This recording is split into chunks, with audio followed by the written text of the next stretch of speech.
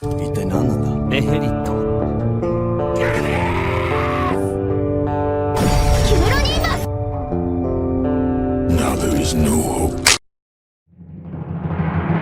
Bienvenidos. Hoy compararemos el episodio número 18 de la segunda temporada de Mushoku Tensei con sus novelas ligeras. Aquí se adaptaron dos capítulos, la vida con las hermanas Greyrat y el tercer punto de inflexión, para un total de 40 páginas. Como siempre haremos hincapié en aquello que no fue adaptado y solo los lectores de las novelas conocen.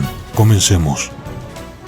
La novela inicia el capítulo contándonos que tras la reconciliación con Norn, un mes había transcurrido, y aquel era el segundo verano que el mago había estado en Ranoa, para que se hagan una idea del paso del tiempo desde que llegó a esta parte del mundo. Rudius nos dice casualmente que desde el encontronazo con Ruishard y Vadigadi, nada se ha sabido de este último, y se pregunta a dónde se ha ido y por qué. Norn ha hecho 3 amigas y 2 amigos, y aunque el mago se encuentra feliz al respecto, cuando le sugirió a su hermana la idea de traerlos a casa para presentárselos a la familia, la rechazó diciendo que era algo embarazoso. Rudius invertía 1 hora de su tiempo a diario enseñándole a Norn y repasando junto a ella lo que habían hecho en clase, y aunque a Norn le costaba entender algunas cosas, en palabras del mago no era un caso tan malo como el de Ghislaine y Eris, y como el anime nos deja ver, gran parte de las conversaciones iniciadas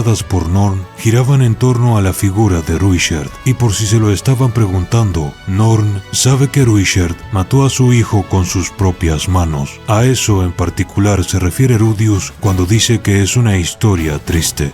Rudius también nos cuenta que a estas alturas en la universidad no está seguro de qué aprender y se plantea adquirir el nivel avanzado en detoxificación, ya que quiere que su magia tenga un nivel más práctico en otras áreas. Esta indecisión le generó tiempo libre que volcó a comenzar a escribir un libro sobre los Supars. ¿Y qué era lo que estaba escrito en la hoja de papel? Pues el mago tan solo había escrito el título, el cuento del gran guerrero Ruishard y la persecución de su gente. Norn, habiendo escuchado muchas historias de parte de Ruishard, se ofrece a ayudar a Rudius y este acepta. En sus palabras, la prosa de Norn era una infantil y requería de mejorar, pero por alguna razón le hacía recordar a Ruishard muy vívidamente, al punto en que debía frenar alguna lágrima de vez en cuando. Esto le hace pensar que tal vez su hermana tenga potencial para ser escritora, y los lectores de las novelas sabrán que razón no le falta.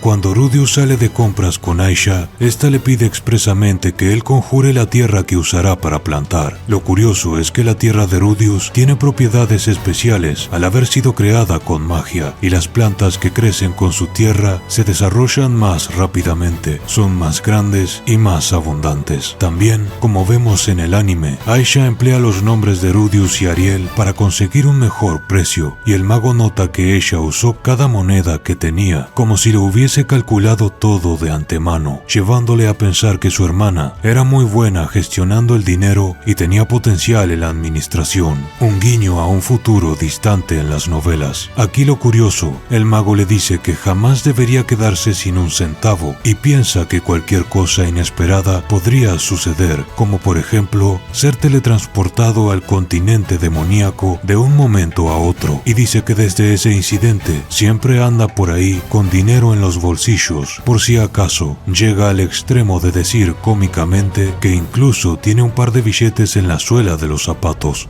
Algo que se omitió en el anime es que en esta escena Nanahoshi le explica a Rudius que la magia de invocación se divide generalmente en 2 tipos: invocación demoníaca e invocación espiritual. La primera consiste en la invocación de monstruos específicos con cierto grado de inteligencia, a los cuales se les debe pagar una compensación por sus servicios. Este es el tipo de invocación en el que la gran mayoría de las personas piensan que consiste la invocación. Incluso se cree que se pueden llegar a invocar bestias legendarias de otros mundos. Sin embargo, no está limitada a invocar monstruos, sino que también materia inorgánica, porque es el tipo de invocación que Nanahoshi usó para traer la botella de plástico. La invocación espiritual, por otro lado, consistía en crear entidades artificiales con mana, y el crear estos entes era similar a la programación. Sin ir más lejos, su propósito y personalidad eran programados. Por eso último era un saber prohibido, ya que la mayoría cree que los espíritus existen de antemano en otro mundo, cuando en realidad es mentira, y le advierte a Rudeus guardar el secreto. El tipo de invocaciones explicadas aquí por Nanahoshi tienen detalles que se explican mejor en el futuro en la fortaleza flotante, ya que no es 100% del todo así, pero esa es otra historia. Por cierto, el pergamino que le dio a Rudeus es increíblemente valioso. Fue creado por Perugius Dola, el rey dragón acorazado, y ni siquiera el gremio de magos sabía sobre su existencia. En palabras de Nanahoshi, Rudeus podría patentarlo si quisiera, haciendo un molde con el grabado del círculo para replicar todas las copias que quiera a raíz de su magia de tierra, vendiéndole el diseño al gremio de magos y haciendo una fortuna si se lo propone, aunque él piensa que no quisiera hacer enojar a su creador original. Dicha invocación consiste en una esfera de luz que se mantiene cerca de su invocador y es capaz de entender comandos simples como por ejemplo, ilumina ese sitio. La duración de su materialización es proporcional a la cantidad de mana que uno vuelca en el círculo de invocación.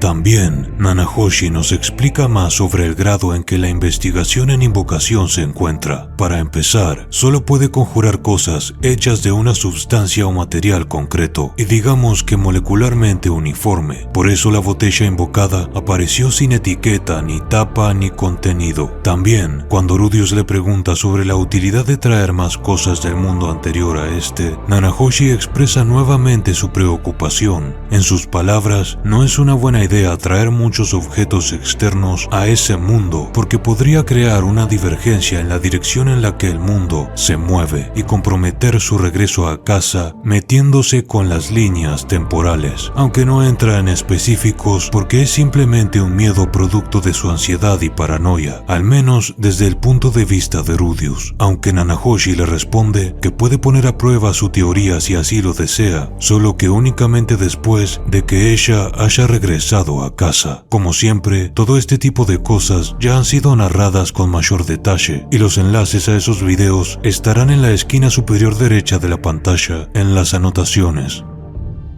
Respecto a la escena de Sanova con Ginger y Rudeus, me recuerda a lo que dije anteriormente. Se saltaron el momento en donde Sanova se enoja con Ginger, cuando ésta le pide a Rudeus que trate a Sanova con más respeto debido a que no dejaba de ser un príncipe. Sanova la estranguló contra la pared y casi la mata. Rudeus intervino y terminó curándola con magia, ya que le fracturó un hombro. Esto ya saben dónde verlo. Considero que es parte de la evolución de estos personajes, pero ya quedó atrás.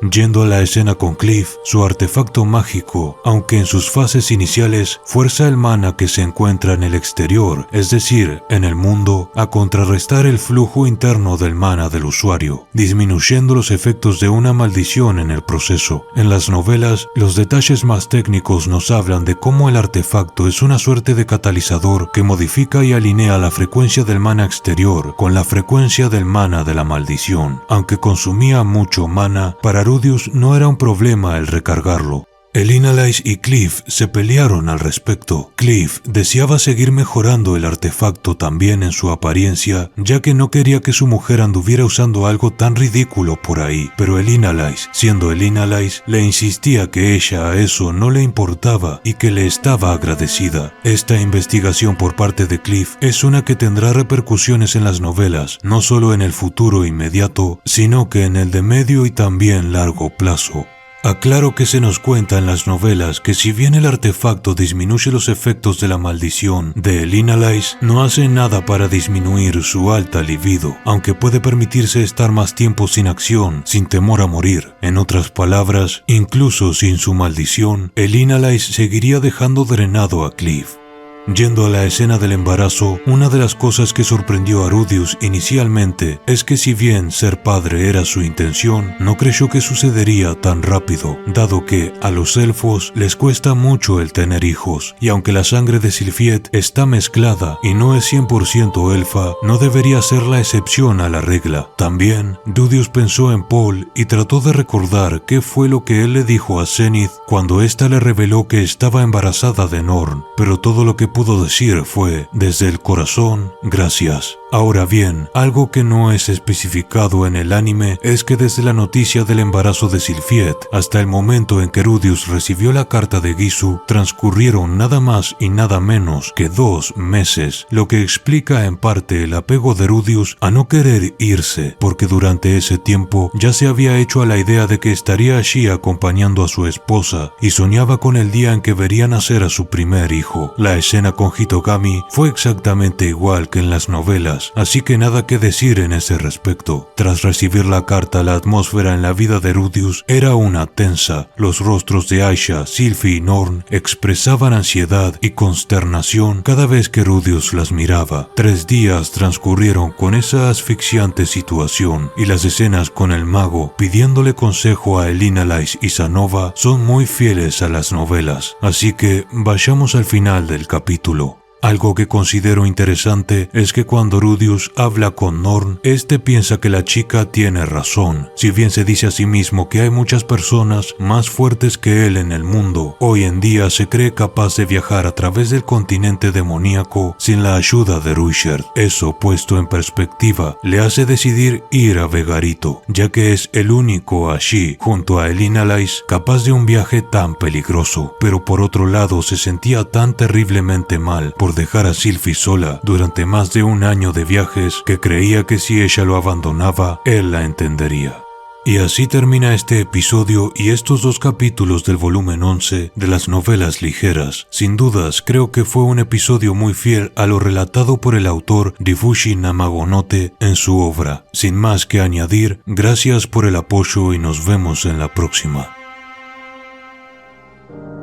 Gracias a las donaciones de PayPal, Ko-fi y supergracias de Fallen One, Daniel Jurado Rodríguez, Dicter Carrillo, Anderson Cruz Díaz, Omar Fonseca, Salomón Luna, Kuro Sama, Montberg Antón y a los miembros en pantalla.